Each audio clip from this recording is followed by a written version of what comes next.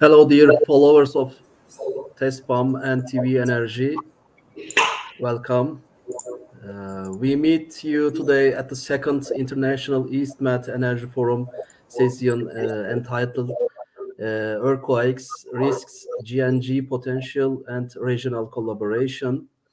Firstly, I would like to introduce our valuable speakers in this session. Professor Bahadır Aktuğ, who is from Ankara University, Geophysical Engineering Department, Fatih Temiz from TESPAM Turkey, Mr. Wissam Çaba from LPA in Lebanon, and Mr. Göksel Topal from TESPAM Turkey. Welcome, all of you. Our time is very limited, so I don't want to keep you waiting too long. I'll ask you all to consider the time, please. Each speaker has approximately 10 or 15 minutes of time. By the way, dear followers, if you have any question or contribution, you can write in the comment side of YouTube channel, of course, if we have time. Firstly, I would like to start by giving the word to Professor Aktuğ immediately. He will give us a presentation titled Seismotectonics of Eastern Mediterranean with a focus on Cyprus Island. Here you go, Professor Aktuğ, you have to do this. All right. Thank you. Good afternoon, everybody. I will talk about the seismicity and the seismic risk in the vicinity of Cyprus Island. Next slide, please. In Turkey, we experienced two devastating earthquakes, which apparently affected a large area.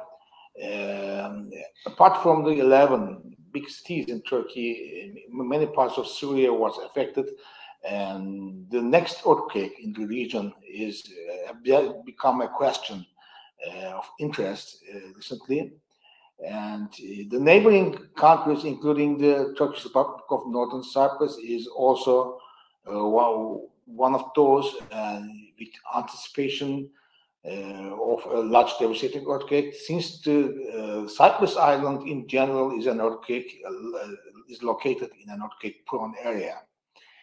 And the seismotectonics of Eastern Mediterranean near Cyprus is highly complex, and there are many well-known or unknown earthquake processes. And Eastern Mediterranean in general comprises the region where African plate subducts under Anatolian plate. The northward motion of African plate is accommodated by subduction and partly collision, which is the topography we observe in Cyprus and the Taurus Mountains in the southern part of Turkey is the direct result of those actions. And while there are large historical earthquakes, the seismicity is relatively quiet. Actually, this phenomenon bears a resemblance to those that happened in Turkey recently. The Kahramanmaraş earthquakes that occurred on the 6th of February occurred in a region where the seismicity is low and the strain accumulation is relatively low. The last earthquake, where the magnitude 7.7 occurred, is located in an area where the largest earthquake was 510 years ago. So the 22 earthquake in the southern part of Cyprus Island was also a devastating earthquake according to the reports and evidence, and it appears to have a Mercalli scale intensity of 9, which is highly destroying, devastating. And if there is a relation, the question is what kind of relation exists, if there is any, between the Kahramanmaraş earthquakes and the Cyprus and in general the other parts of Turkey, which are not directly affected by Kahramanmaraş earthquakes, are also in anxiety of that the next earthquake could happen in their cities. And technically, recent Kahramanmaraş earthquakes transferred significant stress in the vicinity, including the Cyprian arc, which is very close to the island. Next slide, please.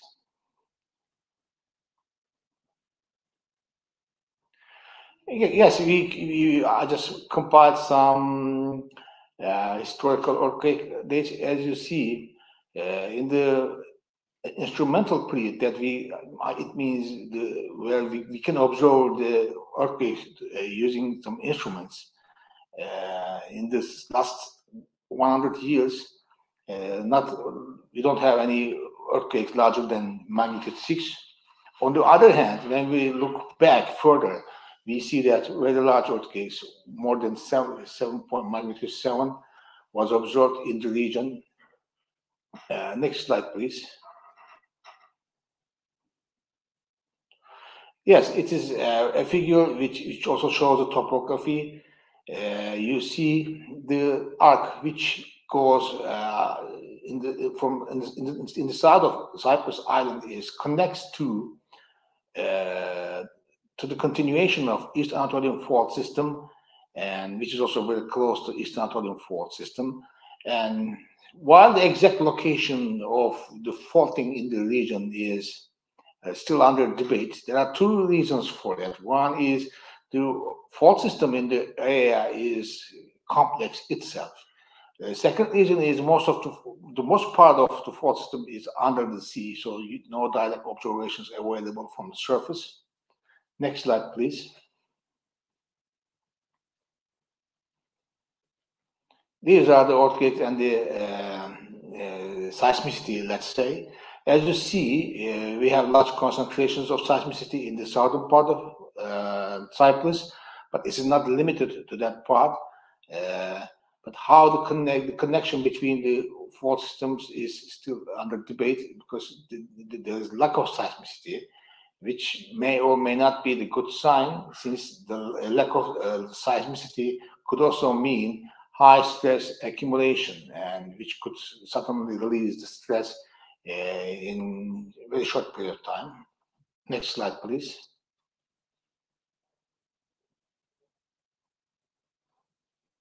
Yeah, as you can see in from literature, there's many studies about the locations of the Cyprian arc and how it connects to the fault system in Turkey and the Dead Sea fault. And there are many theories, and they are not always consistent. As I said in the beginning of my presentation, it is still under debate, and there are some theories behind it and hypotheses. Okay, next slide, please. Again, this is the seismicity map, but also show the mechanism, fault mechanisms. The black-white beach balls you see on the screen shows the faulting mechanism, which is also important to identify the continuation of specific lines and the tectonic stress accumulation regime. And it's still, as I said, it is still not clear how the fault system in the vicinity of Cyprus Island accumulates strain, since the pattern is not very clear. Next slide, please. And this is some map of column stress transfer due to two earthquakes, magnitude 7.7 and magnitude 7.6 Kahramanmaraş earthquakes. And we see that, and the red areas you see means these are the areas that the stress transfer promotes a new earthquake or triggers a new fault system, fault line segment. And you see that in the Iskenderun Bay, it has a direction which more or less follows the hypothetical Cyprus arc line. So we can say that the stress accumulated, the Kahramanmaraş earthquakes increase the stress, transfer the stress to that area, which also means that making a large earthquake in that area more likely. Next slide, please. This is actually a study that I published in 2015. In that paper, two regions were identified, one in the north and one in the south. This is the area where Kahramanmaraş earthquakes occurred, and basically this paper identifies two regions and predicts two earthquakes, one in the south and one in the north. And for the one in the south, the magnitude prediction was found to be 7.7, which is exactly the same magnitude that occurred in Kahramanmaraş. And the one in the north was estimated to be 7.4, which is very close to the actual magnitude of 7.6. So the same methodology, next slide, please. Using the same methodology, since these projections are based on the measurement of strain accumulation through the satellite-based techniques, we can make a prediction. Since you can see that the hypothetical Cyprian arc was also shown, and the slip rate of about 3.2 millimeters per year was also estimated for that segment. And using those segments and using the 1222 earthquake magnitude, that earthquake had a magnitude of 7 to 7.5. We can say that there is the accumulated slip deficit corresponds to an earthquake of 7.4 or 7.5 in the future. Next slide, please. The seismotectonics of the Eastern Mediterranean near Cyprus Island is highly complex. While there are large earthquakes in the seismicity is relatively quiet, which is similar to what we observe over the Eastern Anatolian fault system. And in this respect, the earthquake recurrence of the region bears resemblance to that of Eastern Anatolian fault. I mean, low strain accumulation could mean a total larger cumulative strain, which also means larger earthquakes and longer recurrence interval. Using the current strain accumulation rates across African Anatolian plate boundary, and the time since 1222, which is the large total slip deficit is around 1.9 to 2.7 meters, including the uncertainties.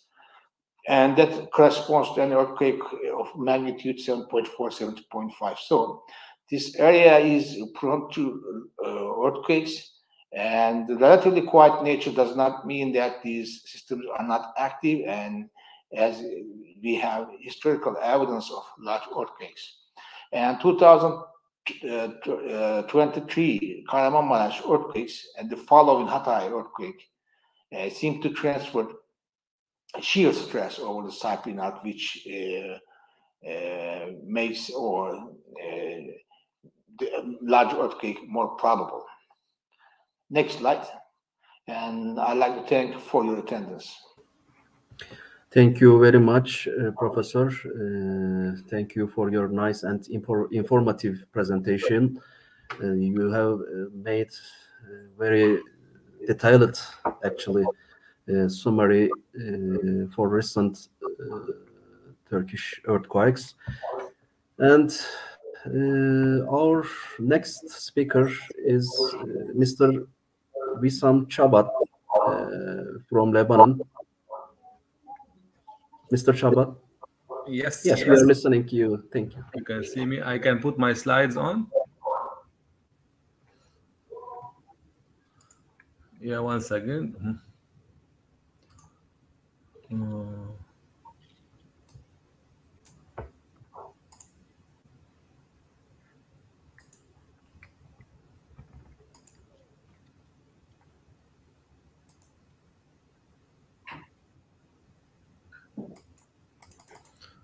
I'm trying to share, but it's not allowed for me. Okay.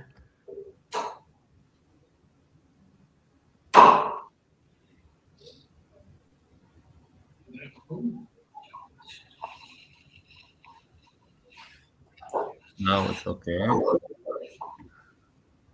Do you see my slides? Yes, we can see. We can see now. Yeah, tell me when I start if you want.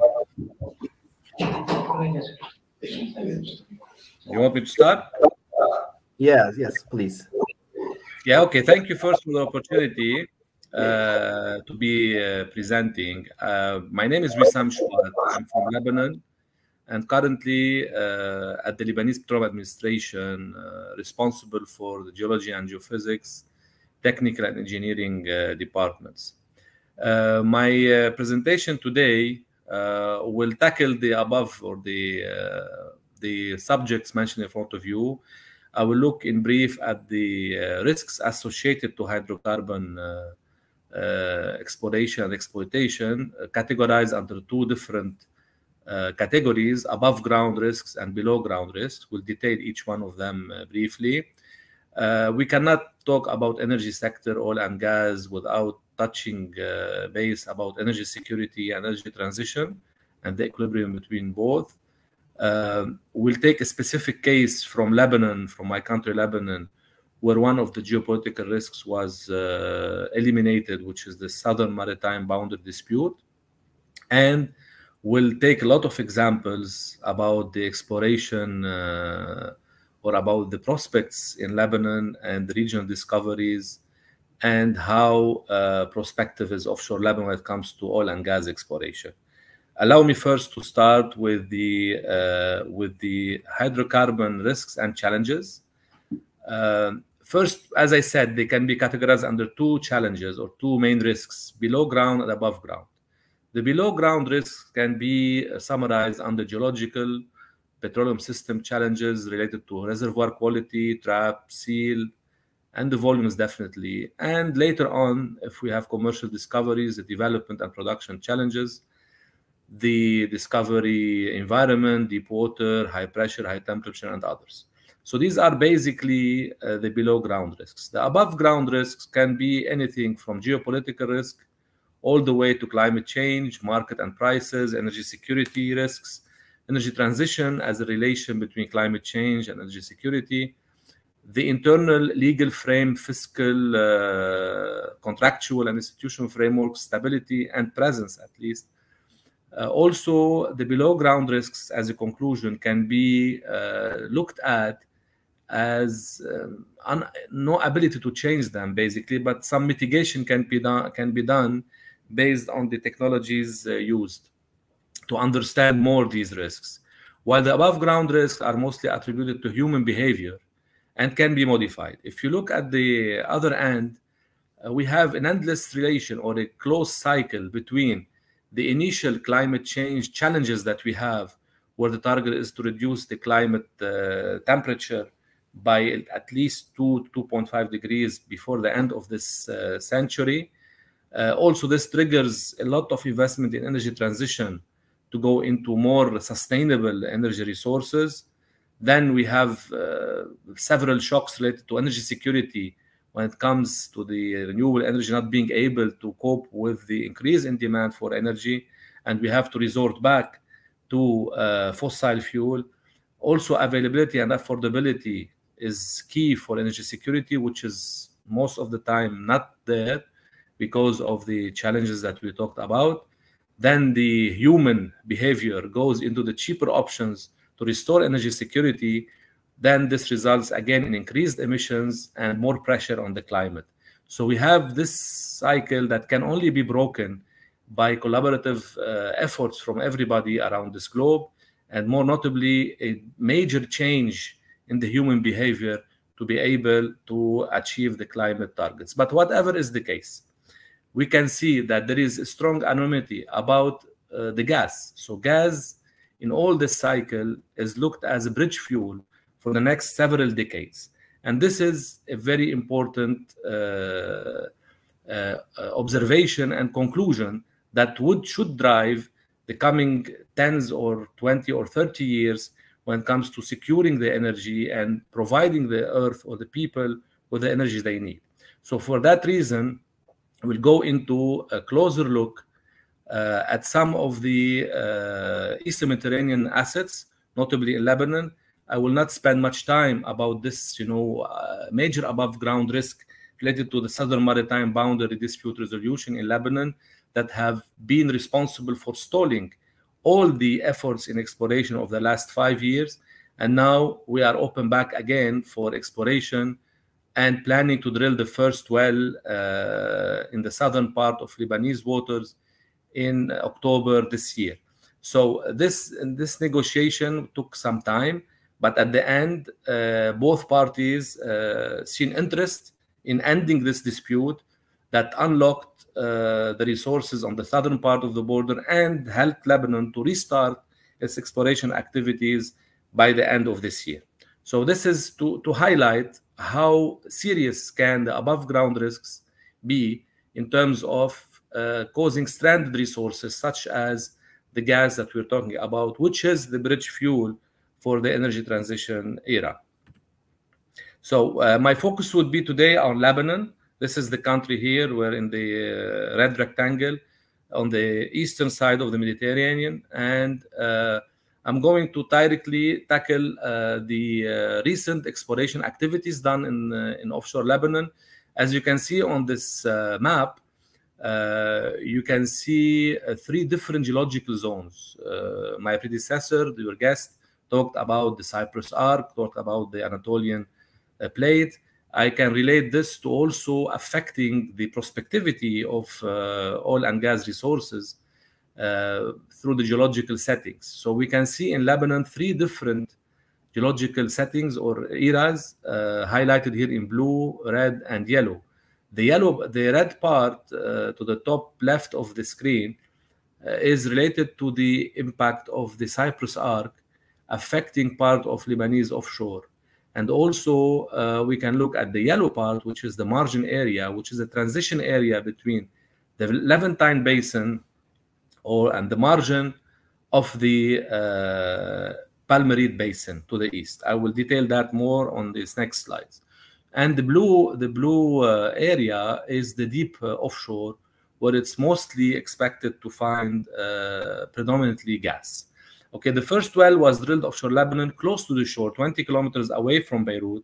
And this well was drilled in the transition zone or in the margin area. Did not strike a commercial discovery, but provided a wealth of information to understand our petroleum system even more. Currently, we are in the second licensing round offshore Lebanon. Already we have 2 blocks awarded out of 10, Block 4 and Block 9. The first well was drilled in Block 4, as I said earlier. Block 9 is expected to be drilled by October this year. So we have high hopes on this high impact well to confirm the presence of the Tamar sand play in extending to offshore Lebanon. Through this second licensing round, we expect to have a closure date for 30 June 2023, like in a few months. And currently, we have 3 main companies operating offshore Lebanon. Total Energies being the operator, Eni, the Italian, and recently Qatar Energy farmed in with a stake of 30% in the 2 blocks.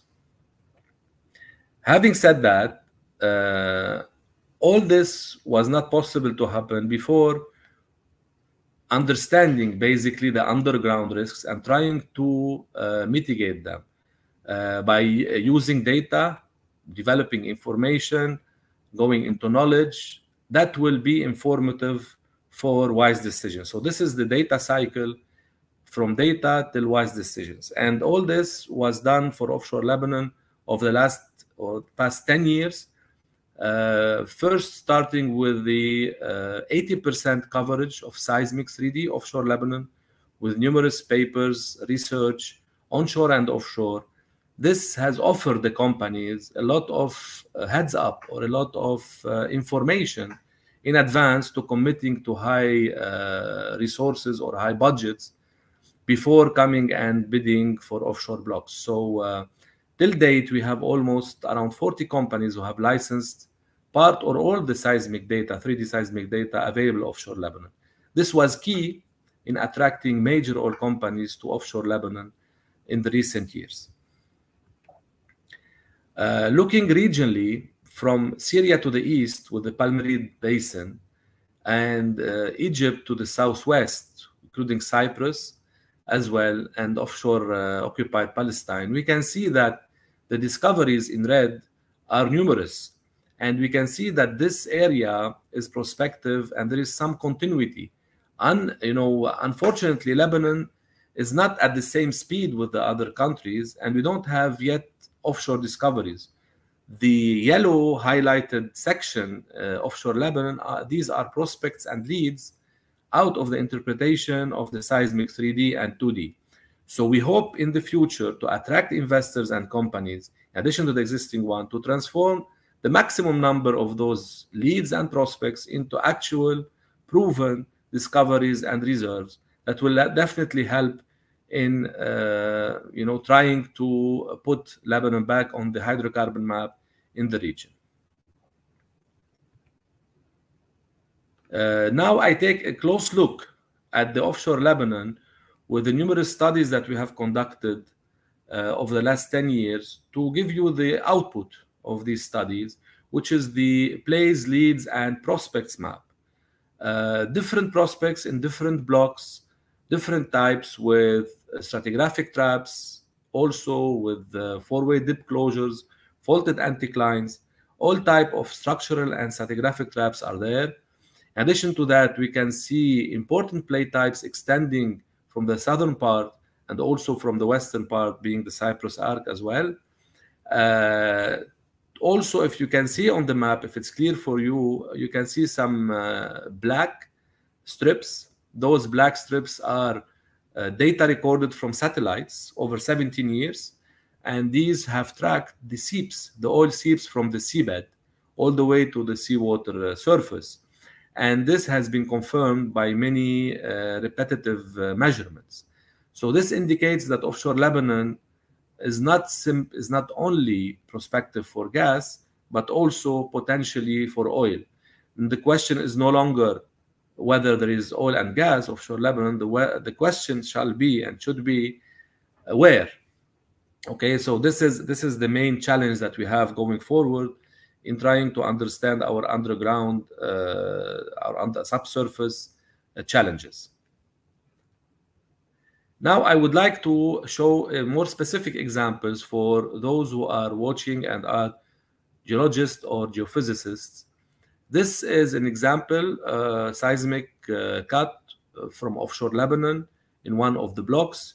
We can see a multi-episode fluid escape over almost 1.7 million years. And you can see that at the top section of the seismic cut. You can see these, tubes, these vertical orange tubes. These indicate different cycles through all these years till today. And what this says, it says that we have a cycle of build-up in pressure. We have burst, then a seal, and build-up in pressure, burst, and then a seal over 1.7 million years. And this is a very active indication of the existing petroleum system offshore Lebanon and the attractiveness of such system. And this study was conducted together with Oxford University like 5 or 6 years ago. So this is the first example I would like to start with. We can also look at the traps and prospects. This is a river channel. We can see it. It's also offshore Lebanon. And we can see the stratigraphic trap, also available in many places across the offshore of Lebanon. And these are all under a thick evaporites or a thick Messinian salt between 1,000 to 1,500, acting as a major seal, a regional seal for many of those prospects. We can also see here from this map, the faulted anticlines I mentioned to you about earlier, an example of faulted anticlines. We can also look at the seismic cut of these profile of these anticlines, and the top side of the seismic lines, you can see a sort of chimney, and you can see dimming in the signal. And for those who know, definitely this is indication, direct hydrocarbon indication, and there is no surprise in that. Also, we've looked at the RMS amplitudes and all the provenance of the sediments in the northern part of offshore Lebanon.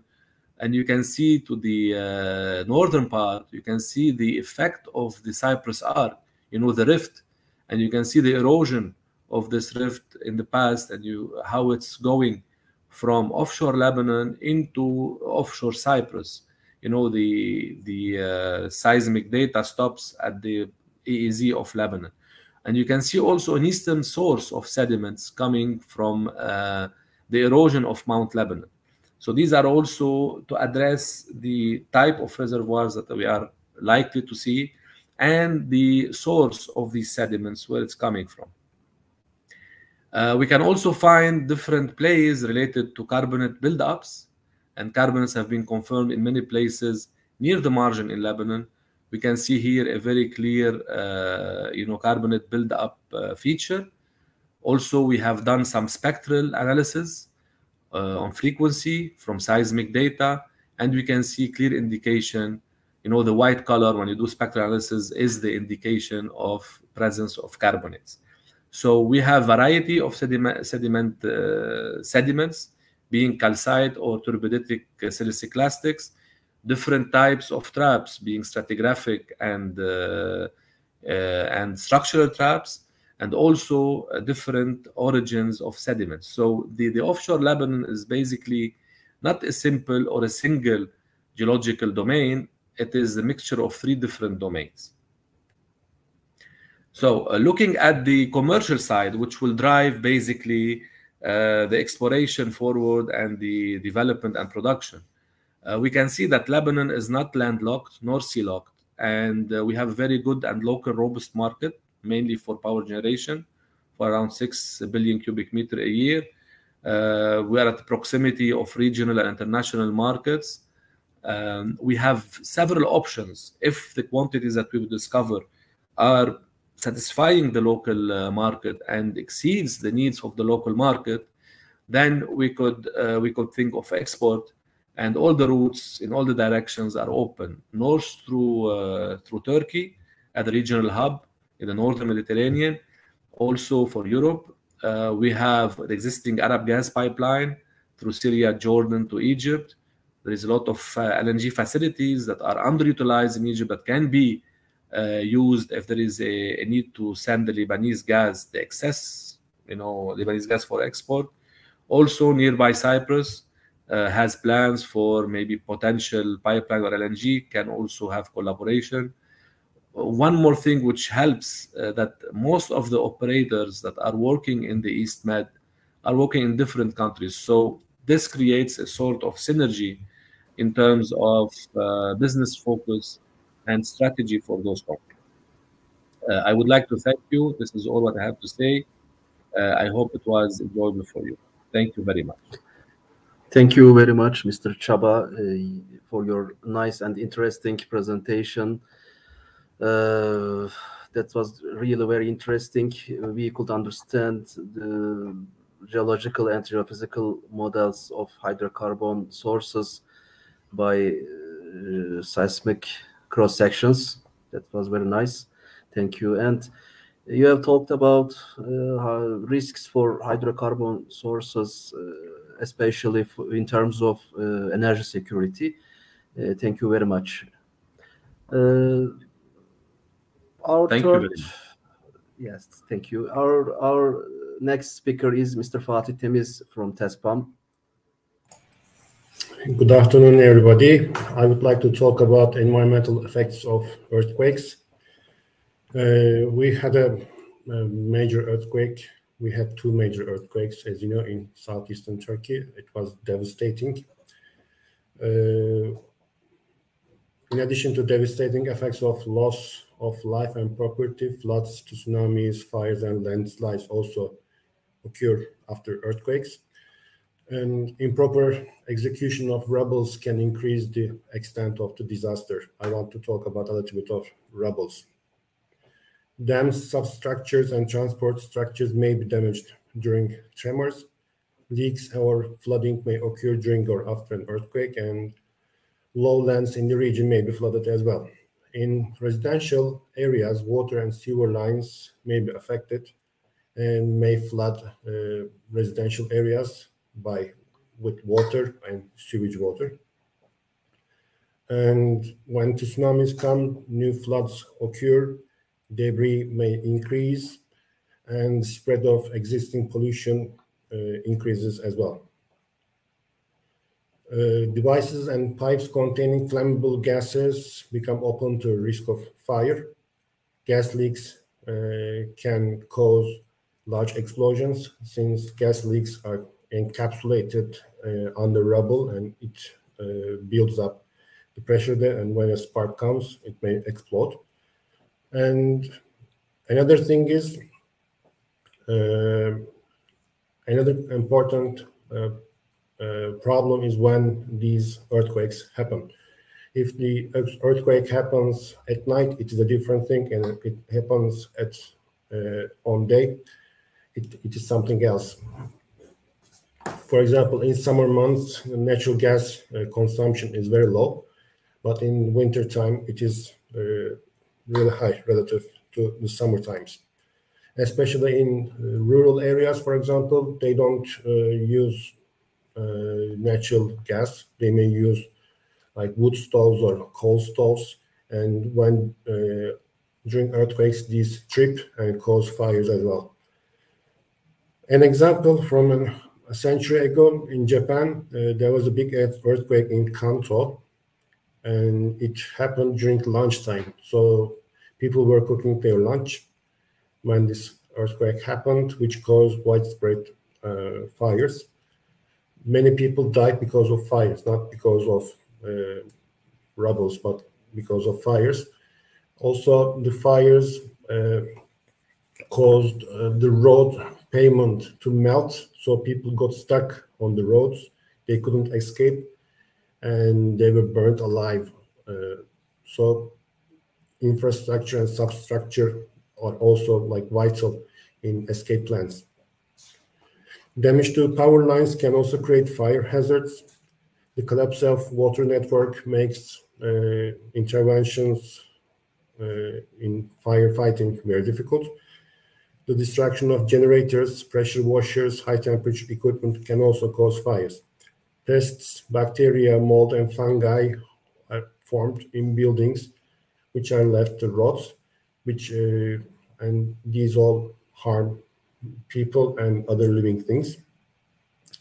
In order to prevent chemical spills, overflow pools and chemical tanks and fuel tanks should be surrounded in related areas, and debris removal works should be done in a systematic manner.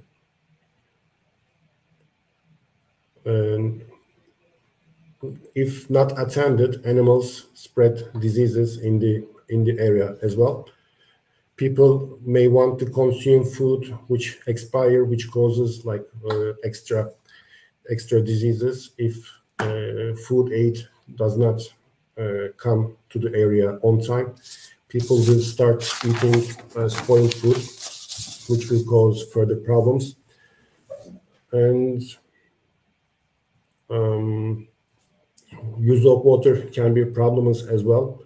So shortly after the earthquakes, the municipality or other governmental bodies should warn people to boil their water or to filter their water, or treat their water somehow.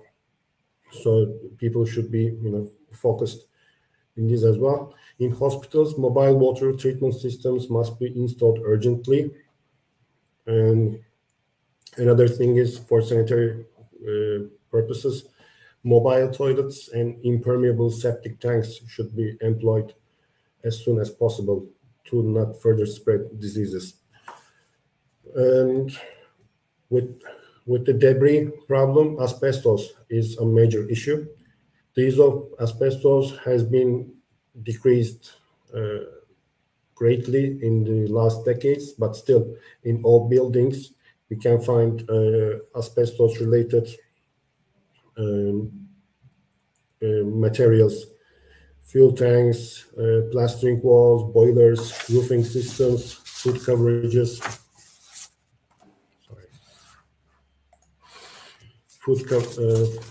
flood coverages, floor coverings, paints, insulations, fire protection materials, cements, and industrial plants. Also, brake systems of vehicles contain asbestos. Asbestos is mesothelioma and other related respiratory diseases can develop when you are exposed to asbestos in the air. This does not make you sick like the day after, but in years to come. So you have to keep a track of these people who work in asbestos-related operations. And if necessary, people need to work with protection equipment, and the area should be wet, not dry. Also, with the rubble, burying or incineration of these wastes is not acceptable. Noxious and toxic gases may be released due to combustion. Burial also adversely affects both soil and groundwater. Wastes to be taken to landfills should be separated according to their types and treated accordingly. And with the problem with this earthquake, municipalities have passed their limit. This earthquake produced up to 200 million tons of rubble waste in Turkey, according to some estimations, which is like 6 or 7 times the domestic waste production of Turkey in a year. So 6 or 7 years worth of household waste appeared after this earthquake. Another vital topic is the agriculture. Agricultural areas are affected with this, and people migrated to other places, people lost their farm animals, people lost their farm equipment. In the past, according to fossil records and historical records, 2 major earthquakes happened in the Palestine Dead Sea area. One of them was 31 BC, and the other one is 363 AD. The records show agriculture couldn't recover for 4 or 5 years. So 4 or 5 years of agricultural loss may be expected in this area. And if left alone, so the governmental bodies and NGOs should help this area to restore agriculture. And the other thing is lead items, infrastructure, and equipment should also receive special treatment. Lead paints may have been used in old buildings, and pipes could also be used in the older buildings. So when you are dealing with this, when you are cutting these, airborne particles will appear. So this will cause respiratory diseases, and in extreme cases, even mental retardedness can also happen. So the effect of the earthquakes did not pass yet. So the rubble is to be taken care of, and people need to be treated well. Okay, thank you very much. Thank you so much, Mr. Temiz. You specified importance of environmental effect and waste management of earthquakes, and we are almost run out of time. So our last speaker is Mr. Göksel Topal. Mr. Topal, hello. Can I screen my share? Yes. Yes.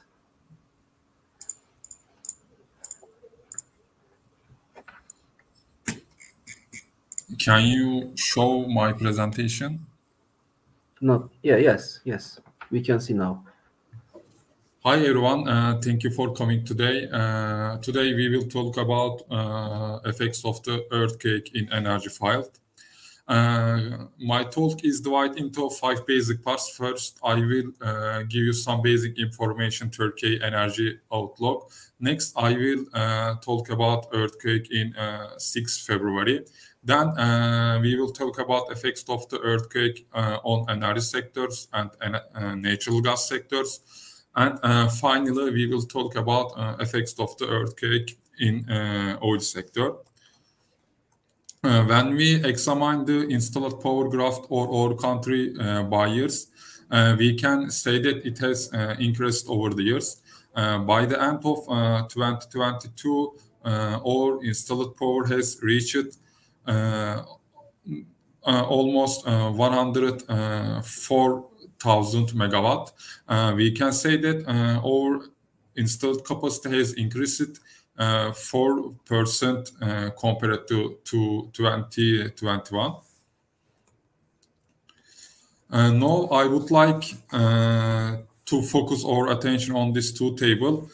First of all, when we examine the table on the left, we can see the source-based number of power plants in our country, this table. In 2022, our number of power plants has reached 11.5 per 5,000. Compared to 2021, the largest increase was in solar power plants. 964 new solar power plants have been installed. We focus on the table on the right. You can see the source-based installed power distribution of our country. Similarly, the largest increase in installed power has been in solar power plants. In this section, we will examine the energy production of our country based on sources. Although our installed capacity is high in renewable energy, a large part of the energy demand was met from fossil fuels plants in 2022. In 2022, while nearly 55% of energy demand was made from fossil fuels, 45% was made from renewable energy source.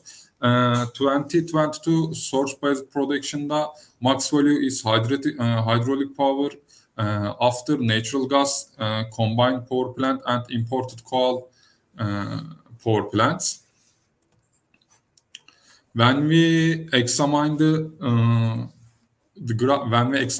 electricity consumption graph, we can see the electricity consumption rates according to months. We can say that our electricity consumption increases from January to June and then slowly decreases. According to the data of previous year, while there was a serious increase in February, there was a serious decrease in December, and February maximum rate and December is minimum rate electricity consumptions. Now I will show you natural gas and oil import rate of Turkey. Natural gas demands of Turkey are supplied from 34% Russia, 24% Azerbaijan, 12% Iranian, this percents, 11% Algeria, and 20% other countries. And I will show you oil import rate of Turkey. Oil demands of Turkey are supplied from 51% Russia, 28% Iraq, 5% Kazakhstan, and nearly 4% Israel, and nearly 10% other countries. And the Baku-Tiflis-Ceyhan pipeline has length about 1,800 kilometers and 116 cubic meter of oil trade continues every day. The Ceyhan-Kırıkkale oil pipeline has length of 457 kilometers and oil trade of 1,114 cubic meter per hour is continuing. The Kerkük-Yumurtalık oil pipeline, this pipeline The Kerkük Yumurtalık oil pipeline has length of 970 kilometers, and there is a daily oil trade of 2.5 million cubic meter. And the Ünye Ceyhan oil pipeline has length of 515 kilometers and daily oil trade of 214,000 cubic meter continuous. And unfortunately, in these sections, we will evaluate the results of the earthquake that occurred in our country on February 6. As you know, most people stayed away from their homes. 1 million people stays in tents. 53,000 people in stays containers, and 123,000 people stay in public facilities, and 137,000 people in stays homes, and 213,000 buildings and 645,000 independent sections have been identified to be urgently demolished and several damaged. And unfortunately, 15,000 of our citizens was died. Now we will inspect the electricity consumptions in earthquake zones. The ratio of the 11 cities affected by earthquake to electricity consumption throughout Turkey is about 17%. And this rate, the influence of the factories located in Gaziantep, Adana, Kahramanmaraş, and Hatay is high. When we examine the electricity consumption chart in these charts, electric consumption charts of our country, we can say that the total consumption decreased by 5% compared to February 2022. Although we don't say that the entire 5% decrease in electricity consumption is due to earthquake, we can say that about nearly 2 or 13% of this rate may be due to earthquake. This table, industry and electricity consumption, Haygır, Gaziantep, Adana, for example, Kahramanmaraş. The effects of the earthquake on the electricity production, when we focus on the effects on the earthquakes on electricity production in 4 table, 23% of licensed installed capacity and 21% of licensed electric generation are located in earthquake zones. In addition to 25% of unlicensed installed capacity and 24% unlicensed electricity generation are located in earthquake zones. This table shows licensed and unlicensed installed power and licensed production and unlicensed production of our country. When we examine the generation plants in the earthquake zones with the effect of the first earthquake in energy production, a load loss of 8,024 megawatt hour has occurred. In following days, the energy deficit created by the energy deficit created by the power plants affected by earthquake was made by baseload power plants such as imported coal, natural gas power plants, natural gas combined power plants in different regions. In these sections, we will talk about the impact of the earthquake on electricity transmission and distribution lines. We will examine the table at the bottom. This table we can see the transformer capacity, transformers numbers, and line lengths in earthquake zones. As the earthquake results, transformers points were destroyed in a significant part of the cities affected by earthquake, and electric distributions network was severely damaged in some regions.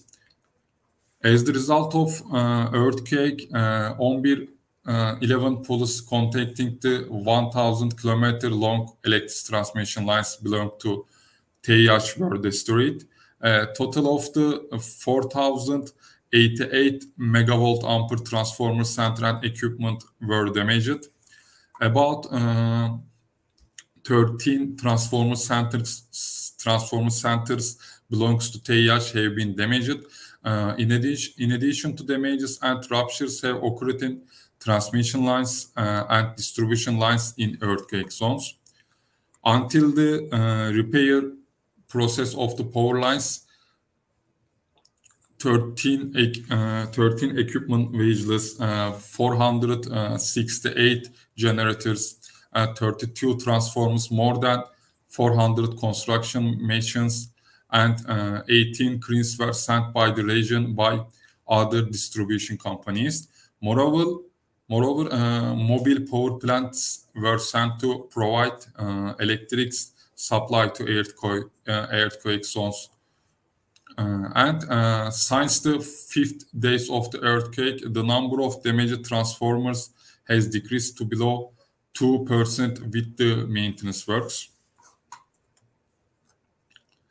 The Kahramanmaraş-centered earthquake of 6 February didn't have serious effect on the electricity markets. With the first hour of the earthquake, the power plants total power 8,000 megawatt hour in earthquake regions were outlawed. This instant energy limit has been tried to be met. The take load directive, as can be seen left graph. The take load directive graph shows. In addition to as seen in graph on the right, this day heat price and energy price graph, there was no sudden fluctuation in energy price. The effects of the earthquake on energy investments. First, there may be delays in the commission process of the small-scale energy projects in the earthquake. So maybe small-scale photovoltaic power plants projects, maybe small-scale wind projects maybe delays. In addition to, there is no delays at the Akkuyu nuclear power plant due to earthquake. The natural gas consumption of the cities in the earthquake zone is equal to about 5,000 s meter cubic. This value is about nearly 9% of the natural gas consumption in Turkey. A very large part of the related consumption is carried out throughout pipelines. Since the industry is strong in cities such as Hatay, Gaziantep, Adana, and Kahramanmaraş, natural gas consumption is obviously higher, especially in Hatay, Kahramanmaraş, where the impact of the earthquake is high. We can say that natural gas consumption may decrease significantly. This graph, natural gas total consumptions shows. We came the effects of the earthquake on natural gas supply. There was a rupture in the main natural gas transmission line near the center of the earthquake. Due to earthquake explosions occurred in the natural gas pipelines, and BOTAŞ quickly cut off the flow of natural gas to Gaziantep, Hatay, and Kahramanmaraş. While explosions and the malfunctions occurred to natural gas transmission lines at about 20 different points damaged were also detected in natural gas distribution lines and facilities in these regions. As the result of the maintenance work, natural gas started to deliver it slowly to city centers of Adıyaman, Gaziantep, Kahramanmaraş, and Hatay. We came the effects of the earthquake on our supply. Due to earthquake, the operation process at the Ceyhan terminal has been compromised.